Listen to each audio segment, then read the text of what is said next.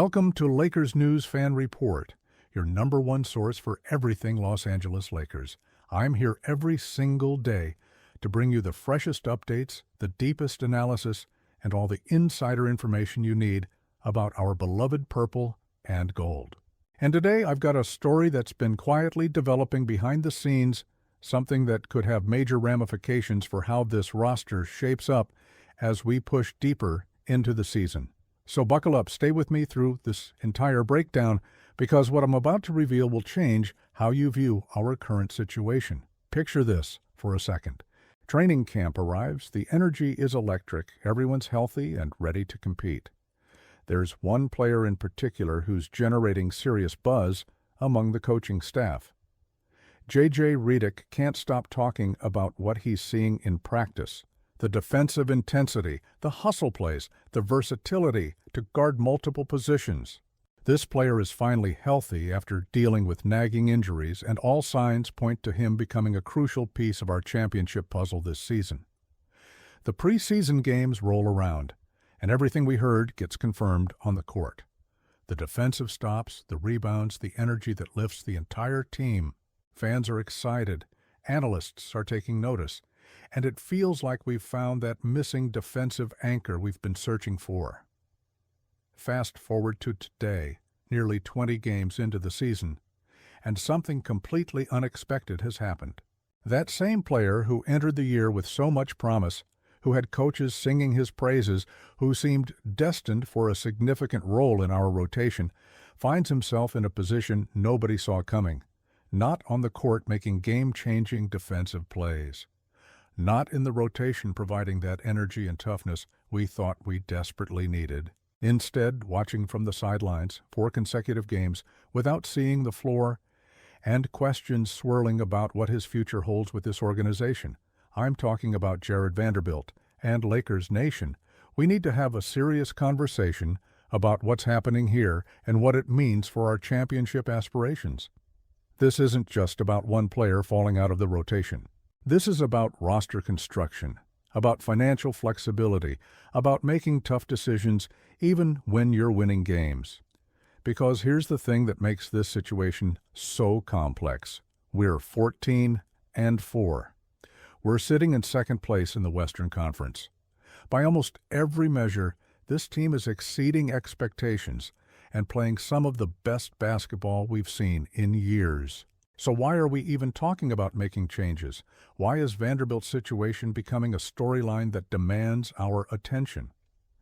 Let me break down exactly what's been happening with Vanderbilt this season, because the numbers tell a story that explains why J.J. Redick has made the decision to move away from him in the rotation. Through 14 appearances, Vanderbilt is averaging 4.6 points, 6 rebounds, and 1.0 steals per game, while shooting 44% from the field.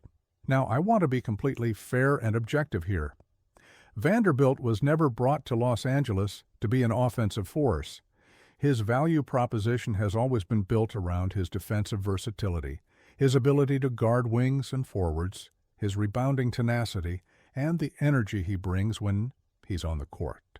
Those are the things that made him attractive to this organization in the first place. But here's the harsh reality of the modern NBA, especially for a team with championship expectations like ours. You can't just be a one-dimensional player anymore, even if that one dimension is defense. You need to impact the game in multiple ways. You need to make opposing defenses account for you. You need to provide value that clearly translates to winning basketball. And unfortunately for Vanderbilt, his impact this season hasn't reached the level we need from a rotation player getting meaningful minutes.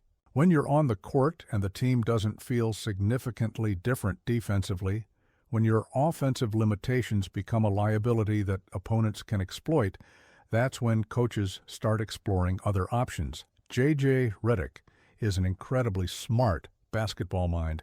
He's not making this decision lightly or without careful consideration. He's watching film. He's analyzing the numbers. He's seeing how different lineup combinations perform. And he's making the choices that give us the best chance to win games. Right now, That means Vanderbilt isn't in the rotation, and that's a decision we have to respect, even if it's difficult to watch a player struggle to find his role. But here's where the situation becomes even more complicated, and this is where the front office starts getting involved in these conversations. Vanderbilt isn't just a player sitting on the bench. He's making $11.5 million this season, and he has 3 years remaining on his contract. That's a significant financial commitment for any organization, but especially for a team operating in the luxury tax like the Lakers. When you're paying that kind of money to a player who isn't contributing on the court, it raises legitimate questions about whether that's the best use of your resources. Could that salary be better utilized elsewhere? Could you package it in a trade to address other roster needs? These are the questions that Rob Pelinka and the front office have to be asking themselves right now. I've spent considerable time analyzing potential trade scenarios, looking at which teams might have interest in Vanderbilt and what we could realistically get in return. And I've identified 3 potential landing spots that make sense from both a basketball fit and financial perspective. These aren't just random ideas thrown against the wall. These are legitimate possibilities that address real needs for our roster while giving Vanderbilt an opportunity for a fresh start with an organization that might utilize him more effectively. The first scenario involves the Orlando Magic, and this one is particularly intriguing when you think about what we could potentially get back.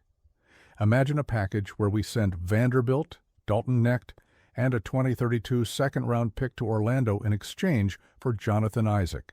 Now, I know some of you just raised your eyebrows at the mention of trading Knecht, our promising young rookie who's shown flashes of being a legitimate three-point threat. But hear me out on why this could make sense for both sides. Jonathan Isaac is exactly the type of defensive presence we've been searching for in the paint. Over his career, he averages 3 blocks per game, and his 7-foot wingspan, combined with his timing and instincts, make him one of the most intimidating rim protectors in the league when healthy. He would give us that defensive anchor behind Anthony Davis, allowing AD to be more versatile and aggressive, knowing he has elite help defense behind him. For Orlando, this trade gives them multiple assets that could help their long-term development. Knecht is a talented young shooter with legitimate upside who could grow into a significant role in their system. Vanderbilt would provide wing defense off the bench and add versatility to their defensive schemes. The second-round pick gives them another future asset to work with. It's the kind of package that might entice them to part with Isaac, especially if they're concerned about his injury history and want to get younger and more dynamic on the perimeter. The second potential destination is the Indiana Pacers, and this trade would bring back a player who could really thrive in our system. The package would be Vanderbilt, Knecht, and that same 2032 second-round pick going to Indiana in exchange for Obi Toppin. This is fascinating because Toppin has really evolved as a player over the past couple of seasons. He's averaging 14 points and 6.7 rebounds on 41.7% shooting from the field this year. Yes, his three-point percentage is down significantly at 17.6%, but we've seen him shoot much better than that in previous seasons. Sometimes a player just needs the right system and the right coaching to rediscover their stroke, and I genuinely believe J.J. Redick could unlock that shooting ability again. What makes Toppin so appealing is his versatility and athleticism. He's an elite rim runner who would thrive in pick-and-roll situations with LeBron James and our other playmakers. He's improved significantly as a wing defender, which addresses one of our needs on that end of the floor. He brings energy and athleticism that would fit perfectly with our pace and style of play. For Indiana, they'd be getting defensive help with Vanderbilt, potential shooting with Knecht, and a draft asset. Given where they are in the standings and their need to make some adjustments, this could be a deal that makes sense for them to consider seriously. The third scenario is perhaps the most exciting from a pure fan perspective because it involves bringing back a beloved former Laker. This trade would send Vanderbilt, Knecht, Aduthiero, and the 2032 second-round pick to the Sacramento Kings in exchange for Malik Monk. Just saying that name brings back memories of incredible bench performances, clutch shooting, and instant offense that we desperately missed after he left. Monk is currently putting up 12.7 points, 1.7 rebounds, and 1.9 assists per game while shooting 9% from the field, and an impressive 41.6% from three-point range. Those shooting percentages are exactly what we need to complement LeBron and AD. The timing could be perfect for this trade because Sacramento is reportedly open to major roster changes. They've made it clear that only Keegan Murray and Nick Clifford are untouchable, which means everyone else is potentially available. For them, this package offers multiple young assets. Thero is an athletic wing with genuine two-way potential who could develop into a significant piece for their future. Connect adds shooting ability.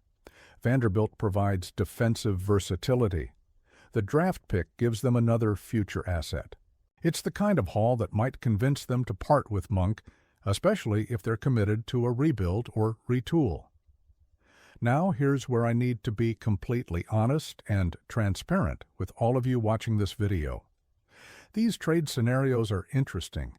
They address legitimate roster needs. Isaac would give us rim protection. Toppin would give us athleticism and versatility. Monk would give us perimeter shooting and scoring punch off the bench. But we also need to step back and ask ourselves a fundamental question. Should we actually make any of these moves right now? Think about our current situation objectively. We're 14-4, sitting in second place in the Western Conference. LeBron James is playing at an incredibly high level, looking as good as he has in years. Anthony Davis is dominating on both ends of the floor and playing like a legitimate Defensive Player of the Year candidate. Our role players are stepping up and contributing in meaningful ways. The team chemistry is excellent. J.J. Redick has implemented a system that's working and getting results. Do we really want to disrupt all of that momentum by making a trade just to move Vanderbilt's contract? This is where being a smart, patient organization matters. Yes, Vanderbilt's contract is tough. Yes, he's not in the rotation right now. Yes, there are theoretical upgrades available through trades. But there's also tremendous value in continuity, in letting a winning team continue to build chemistry and confidence, in not making changes just for the sake of making changes. Sometimes the best move is no move at all, especially when you're winning at the level we're currently winning at. I also want to address the human element of this situation, because it's important. Jared Vanderbilt is a professional basketball player who's dealt with injuries, who worked incredibly hard to get healthy, who came into this season with high hopes and expectations, and who now finds himself in a difficult position through no fault of his effort or attitude. This is a talented player whose career isn't over, whose value as a defender hasn't disappeared, who could absolutely thrive in a different system or with a different team that utilizes him in ways that highlight his strengths. If a trade does happen, it could genuinely be the best outcome for both sides. He gets a fresh start and an opportunity to prove himself, and we get a piece that fits better with what J.J. Redick is trying to accomplish. The other critical factor here is timing. We're still relatively early in the season. The trade deadline is months away. Situations will develop and evolve. Teams that are winning now might start losing and become sellers. Teams that are losing now might turn things around and become buyers. Better deals might emerge as we get closer to the deadline. Rob Pelinka and our front office don't need to rush into anything. They can monitor the landscape, evaluate how our team continues to perform, assess whether any of these potential trades actually make us significantly better, and make a decision when the timing is optimal. What I will say with absolute confidence is this: I'm incredibly optimistic about where we are as a team right now. The Vanderbilt situation is something we need to monitor and potentially address, but it's not a crisis, it's not a disaster, It's simply a roster management issue that smart organizations deal with all the time. Whether we trade Vanderbilt or keep him, whether we make a move before the deadline or stand pat with our current roster, I believe in this team's championship potential. I believe in LeBron and AD.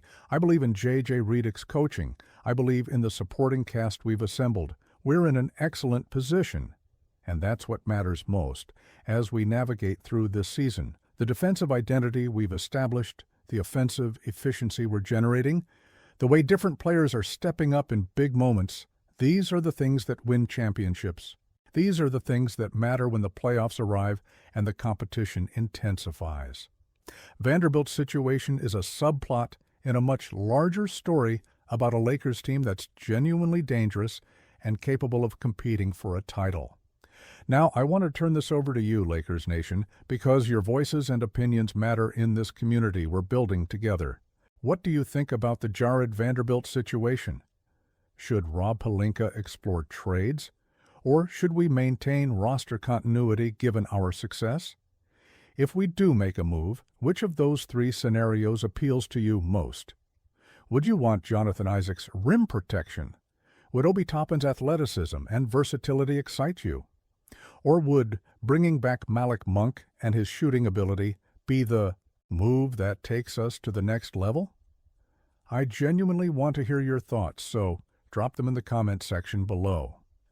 Let's have a real conversation about this because that's what makes this community special. If you found value in this deep dive analysis and want to stay completely updated on everything Lakers, you need to hit that subscribe button right now. Turn on the notification bell so you never miss a single update, because I'm here every day bringing you breaking news, detailed analysis, and the insider perspectives you won't find anywhere else. Share this video with your fellow Lakers fans because the bigger our community grows, the stronger our collective voice becomes. Let's keep this conversation going. Let's keep supporting our team through every challenge and celebration. And let's keep believing in what we can accomplish this season. Lakers Nation, I'll see you in the next one. And as always, let's go. Lakers!